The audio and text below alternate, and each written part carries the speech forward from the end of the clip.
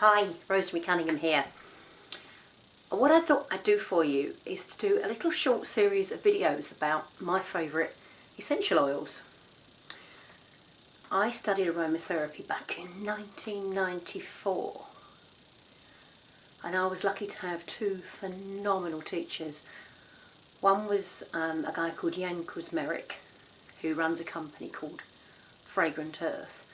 And 18 years later, I still buy all my essential oils from Fragrant Earth because they are such incredible quality, and I know that the plants that have gone into making those oils are just the most vibrant, happy plants that will produce really powerful, effective essential oils. And as a professional, that's very, very important to me. To the point where recently I spent £61 on 1 millilitre of rose oil. And that's my commitment. And I know I was told years ago it takes 60,000 individual rose heads to make 1 ounce of rose oil. So I know that that oil is incredibly concentrated, and it will have a fantastic effect when I use it with my clients. So I always, as a professional, buy the best.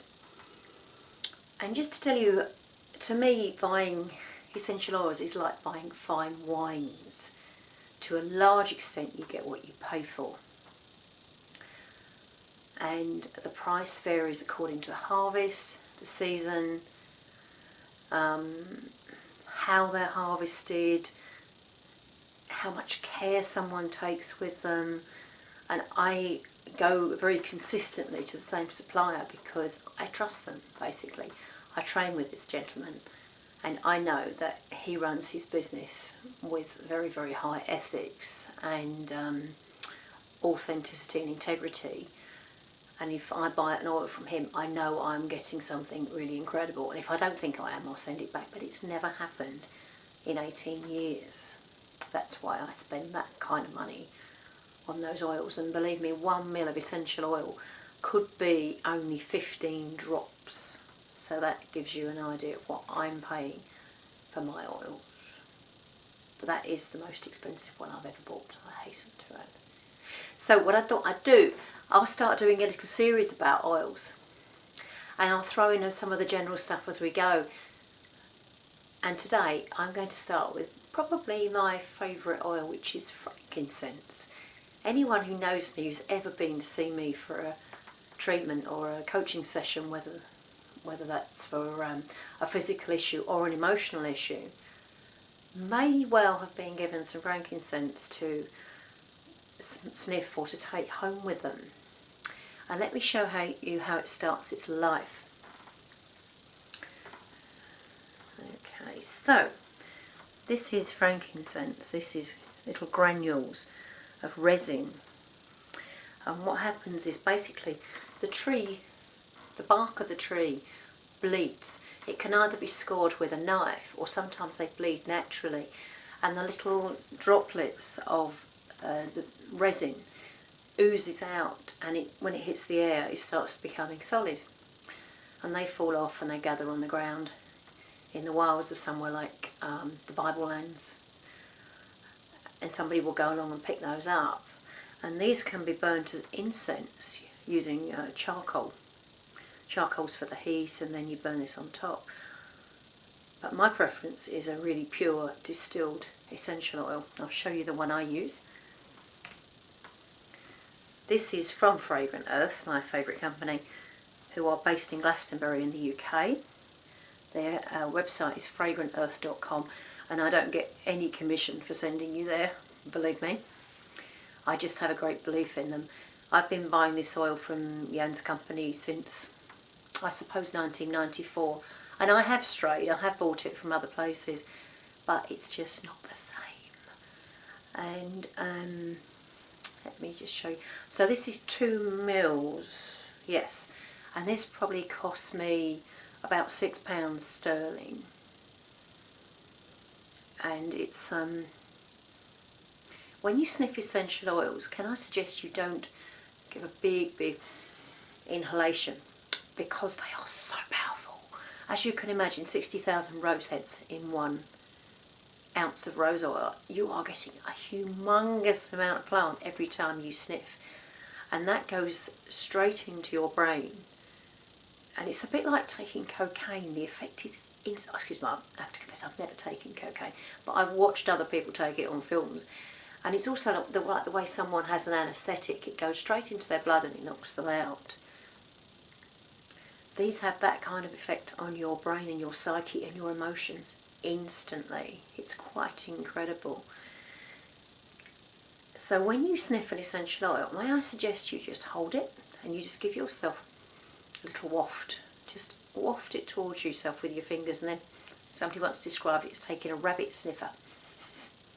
So just a little gentle sniff. And what you may smell, my first hit is spice markets. I remember going to Morocco years ago, and you come across these stalls with just baskets and baskets of different spices, and the smell is just incredible. So to me that is spice market. Vaporises really quickly, and you only need a tiny drop. I used to live in a 2-bedroom flat, and I don't use them much anymore, but you know the little vaporisers where you have a reservoir on top that you put your water in and then light the candle underneath. I used to put 1 drop of this oil in, and it used to perfume an entire, quite large 2-bedroom flat. So if you're going to have a bath, quite a nice way to use it if you're feeling really in need of rejuvenation. 1 drop under the running tap, keep the door shut and hop in quite quickly and just smell it. You can use more, but if you've got a really good oil, you'll need a lot less, and 1 drop of this, and the oil is so vibrant and vital, that will be enough to make you feel amazing. So what does this do for you? On a physical level, all sorts of things. All oils are known to have antibacterial qualities, so they can be useful for cleansing wounds and that kind of thing. I recommend you never ever use it neat. Very few essential oils should ever be used neat. They're just too strong, they're too powerful, they can burn you quite easily. Hence me saying 1 drop in the bath and mix it well before you get in. And it will deepen your breathing, it will make you go, and that's the best way to do it. This is why it's been used in meditation for decades, centuries. It does sort of really make you deepen your breathing, which helps take you into meditative state. So it's wonderful for when you want to really relax and maybe just get in touch with that bit of yourself that knows how to relax. For sometimes our conscious mind is almost forgotten how to relax. It's fabulous for when you feel as though there's someone sitting on your shoulder and they just won't shut up, when they're continually nagging you and you just feel maybe weighed down, encumbered by either your own stuff or other people's stuff. It can be quite useful for psychic protection.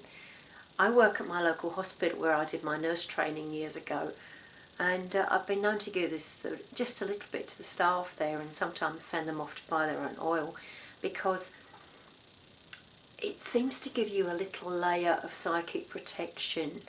We have an energy layer around us. We don't just stop here, our energy carries on.